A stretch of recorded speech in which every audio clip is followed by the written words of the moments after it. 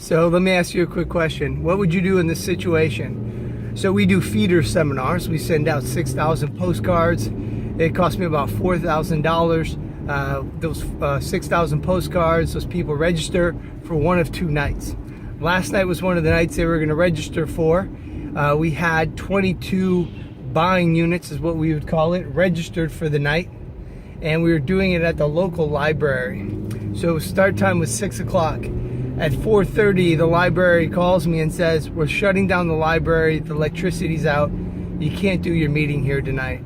So what do? Do you panic? Do you start thinking, oh my God, I'm gonna lose my $4,000 investment? Or do you go into abundance mode and say, how do I fix this? How do we make this right? And how do I maximize my investment? So right away, the three of us, Kyle, Todd, and myself, we got into action. I got on the phone right away. I called the local Hyatt that was less than a mile away. They agreed to give me a room for free.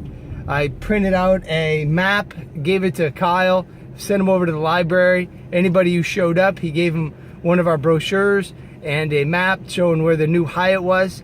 And then Todd and I rushed over to the Hyatt, set everything up, and they had to put us in the furthest part of the Hyatt. It was literally a half-mile walk from the door to the actual meeting room. But we put it together. I paid for everybody's valet to make it easy on them so they didn't have to park.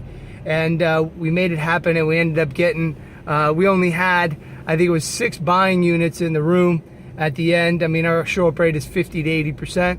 And we had 6 or 7 buying units, and we got 5 or 6 meetings. So within an hour and a half, we were able to salvage what looked like a crisis mode that we weren't going to be able to do it. Now, there's a lot of other thought that went into it. The guy said, hey, should we call the people and let them know? And I told him not to call them because they would have been confused on the phone. They would, at that point, made the decision, I'm not committed. And I figured if they were already committed to the library, that when they showed up and Kyle was there, they would be committed to the next location. What I'm saying is, when you're faced with adversity, what do you do? Do you focus in on all the loss and all the problems, or do you go into problem-solving mode and say, how can I make this happen and have more success? So I ask you, what would you do? And I want you to be able to shift your focus in times of adversity. Don't think of all the problems that are happening. Think about the light at the end of the tunnel and how can you make it successful and maximize your time and your investment.